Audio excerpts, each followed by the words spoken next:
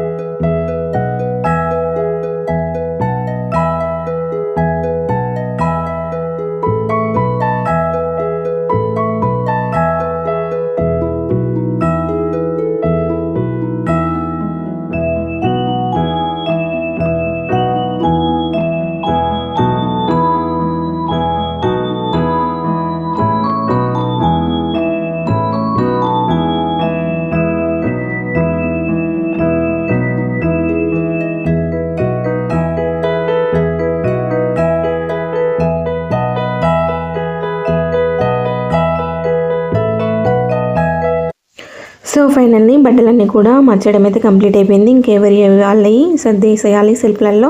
ఇంకా అవన్నీ కూడా సర్దేసిన తర్వాత పిల్లలకైతే స్నాక్స్ చేయడం అయితే స్టార్ట్ చేశాను. ఇంకా నేనైతే గోధుమ పిండితో చేస్తున్నాను అనమాట. మీరు ఇలా సింపుల్గా స్వీట్ తినాలనిపిస్తే ఇలా చేసుకోండి, చాలా బాగుంటుంది. నేనైతే 2 కప్పుల గోధుమ పిండి తీసుకొని అందులో కొంచెం సాల్ట్, అలాగే 2 టేబుల్ స్పూన్ల ఆయిల్ వేసుకొని ఆయిల్ అంతా కూడా పిండికి పట్టే విధంగా ఫస్ట్ అయితే ఒకసారి కలుపుకోవాలి. ఆయిల్, సాల్ట్ ఇదంతా కూడా పిండికి పట్టిన తర్వాత కొంచెం కొంచెం వాటర్ యాడ్ చేస్తూ మనకు చపాతీ ముద్ద ఎలా కలుపుకుంటామో సేమ్ అలానే కలుపుకొని అయితే పక్కన పెట్టుకోవాలి. చూసారా, ఈ విధంగా కలుపుకొని అందులో నుంచి కొంచెం పిండి అయితే తీసుకొని కొంచెం కొంచెం పొడి పిండి చల్లుకుంటూ ఇలా చపాతీలాగా ఉతుక్కోవాలి. మరీ మందంగా అవసరం లేదు, మరీ పలచగా అవసరం లేదు. నేను వీడియోలో చూపిస్తున్న విధంగా ఉంటే సరిపోతుందన్నమాట. అలా చపాతీలాగా అయితే తాల్చుకోవాలి. చూసారా, ఈ విధంగా అయితే అన్నీ కూడా తాల్చుకోవాలన్నమాట. ఇలా తాల్చుకున్న తర్వాత ఇవైతే కట్ చేసుకోవాలి. చూసారా, ఈ మందం ఉంటే సరిపోతుంది. ఇలా ఎడ్జెస్ అయితే ఫస్ట్ కట్ చేసుకోవాలన్నమాట. మనకు నీట్గా రావడం కోసం ఎడ్జెస్ అయితే ఇలా కట్ చేసుకోవాలి. చూసారా, ఫస్ట్ అయితే ఇలా ఎడ్జెస్ అన్నీ కూడా కట్ చేసుకొని ఇవన్నీ కూడా ఇలా సన్నగా మీకు ఏ విధంగా కావాలంటే ఆ విధంగా కట్ చేసుకోవచ్చు. ఇలా సన్నగా అయితే కట్ చేసుకోవాలి. ఇలా సన్నగా కట్ చేసుకొని మళ్ళీ మధ్యలోకి కట్ చేసుకుంటే మనకు చిన్నగా వస్తాయి అన్నమాట. మనకు ఆయిల్లో ఫ్రై చేసుకున్నా చాలా సింపుల్గా ఉంటుంది. చూసారా, అన్నీ కూడా ఈ విధంగానే కట్ చేసుకోవాలి. ఇలా అన్ని చపాతీలాగా ఒత్తుకొని సేమ్ అన్నీ కూడా ఇలా విధంగా కట్ చేసుకొని అన్నీ కూడా ఒక ప్లేట్లోకి అయితే వేసుకోవాలి. బెల్లంతో పిల్లలకి అప్పుడప్పుడు బెల్లం కూడా పెడితే చాలా మంచిది కదా అని చెప్పేసి ఇంకా బెల్లంతో అయితే చేస్తున్నాను.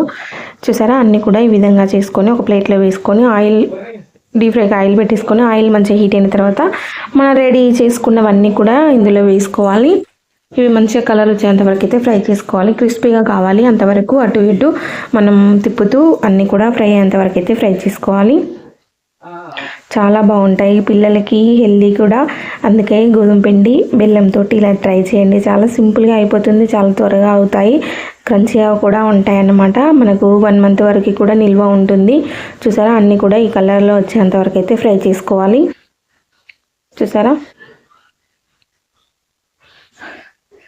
సో ఇవైతే ఫ్రై అయిపోయాయి. బౌల్లో వేసుకుందాము. ఇంకా మిగతావి కూడా సేమ్ ఇదే విధంగా అన్నీ కూడా వేసేసి మనమైతే ఫ్రై చేసుకొని బౌల్లో వేసుకోవాలి.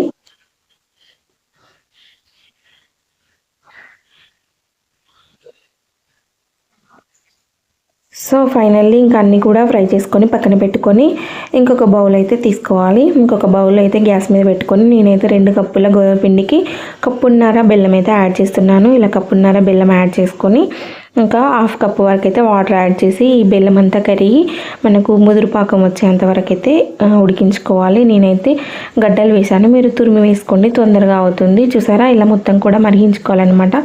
మనకు ముదురు పాకం వస్తుంది కదా, ఆ విధంగా వచ్చే వరకు అయితే మరిగించుకోవాలి. ఇలా మరుగుతుంటే ఒక 2 యాలక్కాయలు అయితే వేయండి. అలాగే ఒక టేబుల్ స్పూన్ నెయ్యి యాడ్ చేయండి. నేనైతే ఆ క్లిప్ మిస్ అయింది.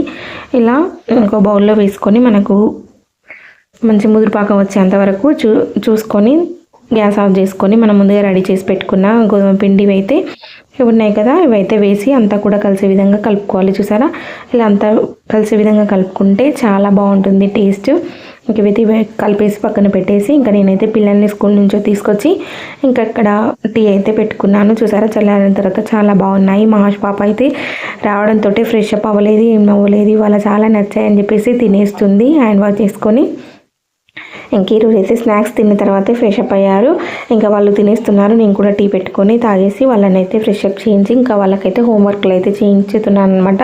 డైలీ ఇలానే పిల్లలను స్నాక్స్ పెట్టేసి వాళ్ళు ఫ్రెష్ అప్ అయ్యి స్నాక్స్ తిన్న తర్వాత వాళ్ళతో అయితే 2 అవర్స్ అయితే అలా కూర్చోవాల్సి వస్తుంది. ఇంకా హోంవర్క్ చేపిస్తూ వాళ్ళతో అయితే ఉండిపోయాను. ఇంకా వీడియో అయితే ఏం తీయలేదు. వీడియో నచ్చితే లైక్ చేసి మన ఛానల్ని సబ్స్క్రైబ్ చేసుకోండి.